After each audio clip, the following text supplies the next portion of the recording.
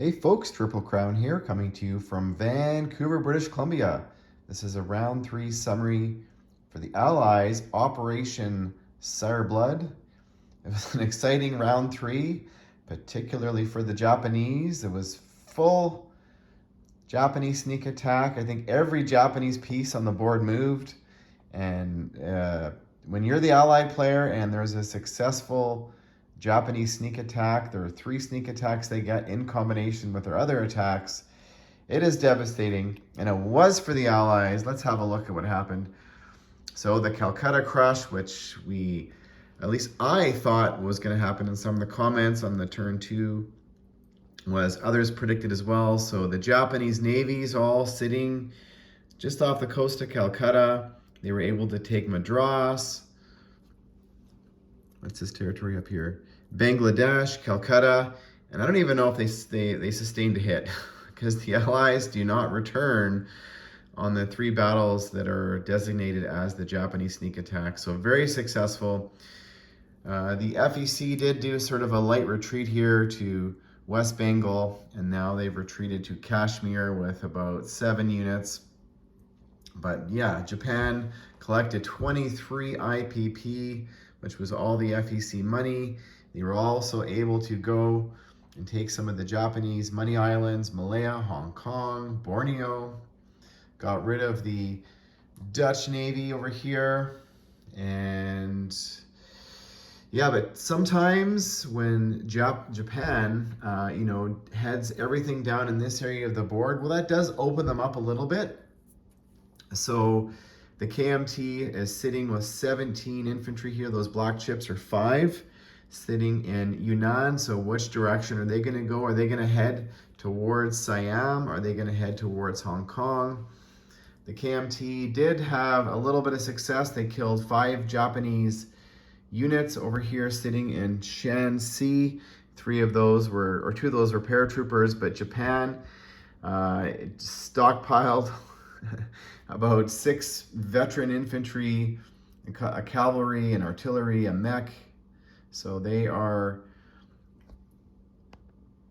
pushing hard into CCP territory, and the CCP's got about 6 units. So is Japan going to head that direction? But what I mean by sort of, abandoning the map to bring all their units south is the KMT did do a couple of walk-ins into Shangtung and Kwangtung up here.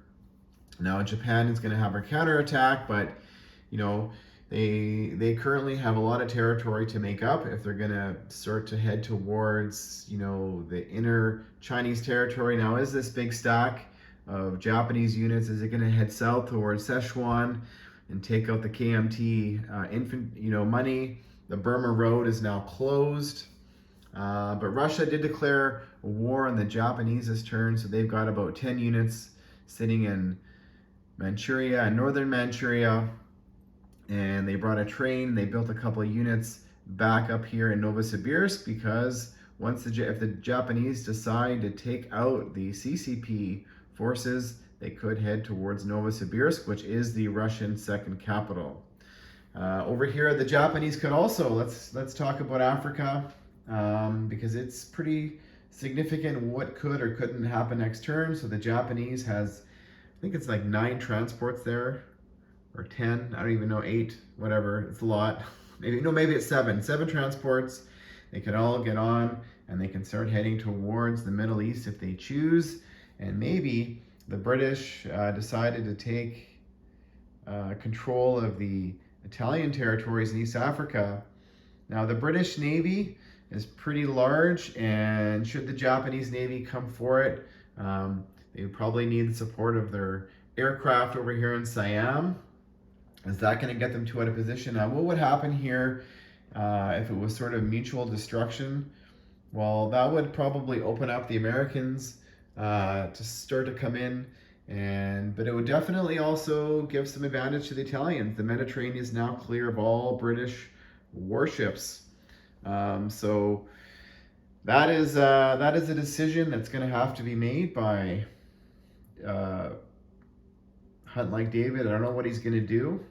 So is he going to head towards the Middle East? Is he going to Or is he gonna, continue getting rich and secure all the island territories here in the South Pacific and get rich? I have a feeling that is a little bit more appealing. There's no opposition over here. The Anzac are hiding uh, south of Australia. They did build a naval transport and they've got a couple fighters here in Sydney, but this stack of submarines, about 7 submarines, a destroyer, a cruiser, an escort carrier, another escort carrier here, it would get wiped out. So they just want to survive and survive another day.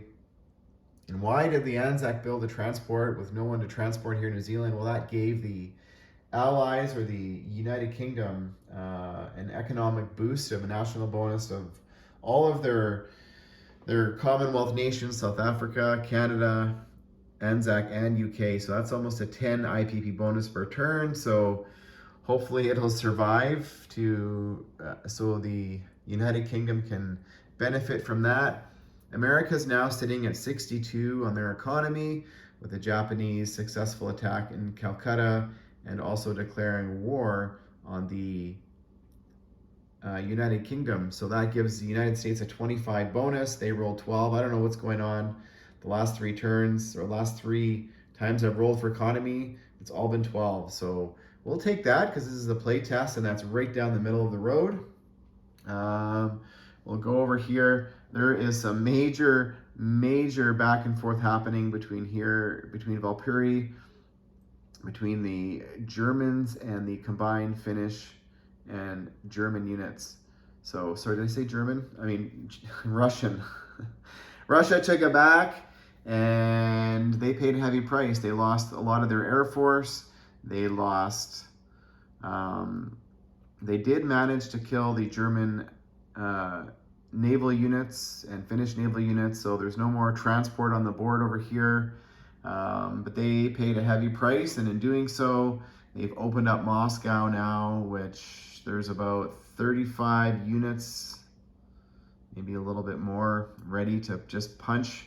The Russian economy is now at 40, so if it gets to 48, they're at war, so we fully anticipate the Barbarossa next turn.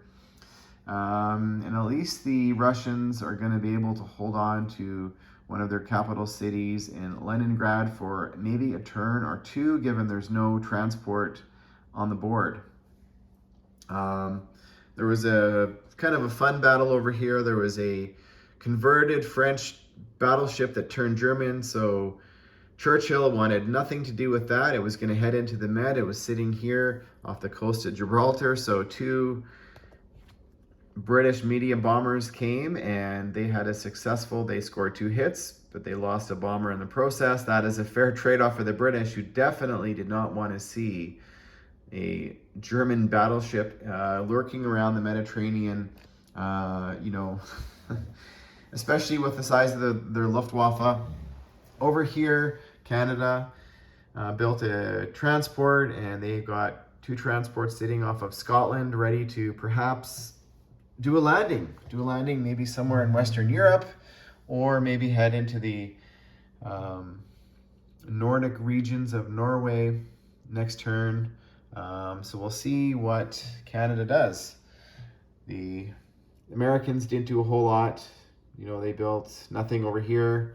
They've got 5 ground units now in the Philippines, and they built a carrier last turn and another KMT tank. So stay tuned, folks. The battle is it's gonna ramp up now every round as the Axis now are acquiring the wealth. It's gonna be more toe-to-toe, and it's gonna be a dogfight for all of the victory cities. But which direction are the Americans going to go? Are they going to head into the Pacific, or are they going to start spending some money in the Atlantic? Well, they're going to have to do a little bit of both.